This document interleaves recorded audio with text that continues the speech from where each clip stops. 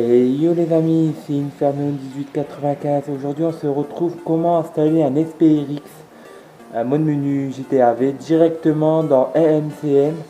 La méthode la plus simple que je connais, enfin pour moi, franchement ça va beaucoup plus vite en faisant ça. Alors déjà on va se connecter directement sur MMCM, vous cliquez dessus. Ça va vous emmener dans une page de Wetman quoi. Bon, on va patienter un petit peu tant que ça charge un petit peu. Voilà, c'est bientôt fini. Voilà. Alors dans MCN, c'est simple. Vous allez directement vers votre gauche. Tout au fond, vous verrez un petit carré bleu. Vous cliquez dessus. Vous recliquez dessus. Et vous verrez HDD. Non, vous allez dans dev-du-bas USB 000. Vous cliquez dessus.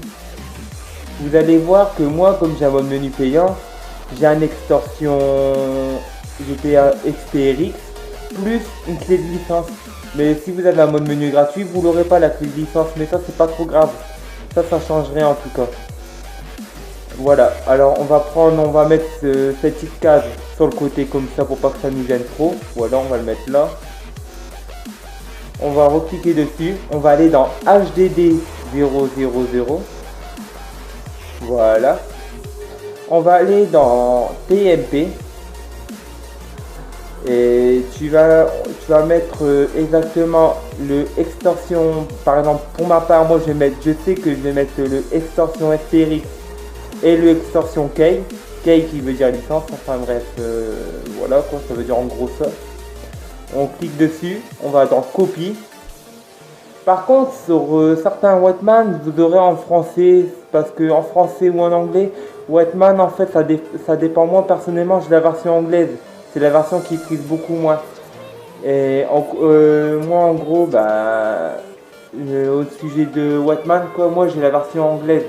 C'est-à-dire que moi j'appuie sur rond pour coller, j'appuie sur paste qui veut dire coller, je colle les données que j'ai copiées en fait, voilà. Du coup voilà, là vous voyez bien qu'il y a extorsion key, extorsion SPRX. Voilà, là ça veut dire que là j'ai mes deux données. Ça veut dire que moi, pour TMP, pour ma part, c'est bon. J'ai plus besoin d'aller là. Voilà, je retourne en arrière en appuyant sur la flèche gauche. Et puis là, j'appuie sur 3. Sur le petit game. Je clique sur le petit game. Je vais dans Bless 01807 qui veut dire GTA V. J'appuie dessus. Je vais dans USDIR. Je clique dessus. Voilà, moi mon indate, j'ai pas le droit de le remettre parce que tout simplement je le laisse à chaque fois parce que pour tous les modes menu de toute façon c'est pareil les indates. Voilà. Moi personnellement mon indate est 60 MB. Et ouais voilà en gros voilà. Bon maintenant je prends mon e-boot. Le e-boot qui se trouve là, dans la petite case là. Je le copie en appuyant sur rond, copie. J'appuie sur 3 pour copier. Et puis là, je appuie sur rond encore une fois et je mets paste. Voilà. Et là, ça va me marquer copier. Là, ça va me faire un petit chargement. Non, même pas. Bon, impeccable. Voilà. Maintenant que vous avez installé les deux petits paramètres là, vous allez dans MMCM. Non, excusez-moi, j'ai des conneries là. Vous n'allez pas dans MMCM, vous allez dans le petit, dans le game en fait. Vous cliquez dessus. Et quand vous avez copié votre jeu GTA, vous le trouverez ici en fait. Et vous recliquez dessus. Tac tac. Sur quoi. Et maintenant, ça va faire une petite page de chargement. Enfin bref, comme d'hab quoi. C'est la PS3 quoi. On va dire. Voilà. Et après vous n'avez plus qu'à lancer votre jeu, tout ça, et puis tout sera installé.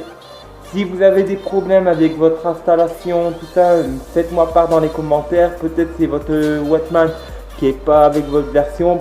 Personnellement, moi je suis en version 4.80. C'est-à-dire que je possède PS Ninja et Swan Enabler.